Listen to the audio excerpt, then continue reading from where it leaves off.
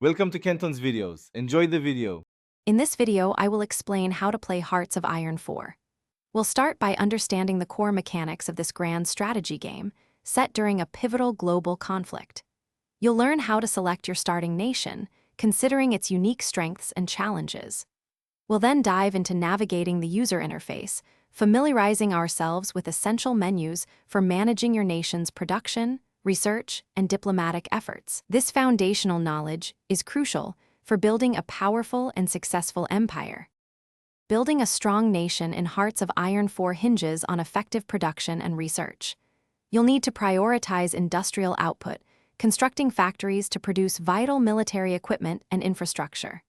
Simultaneously, invest heavily in your research tree to unlock advanced technologies, new unit types, and powerful doctrines.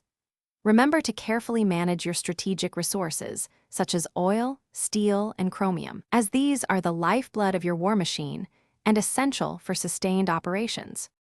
Mastering the battlefield requires careful military management. You'll design and deploy specialized divisions, tailoring their templates for specific combat roles, whether it's fast-moving tanks or resilient infantry. Effective warfare involves planning strategic offensives and establishing robust defensive lines using front lines and battle plans.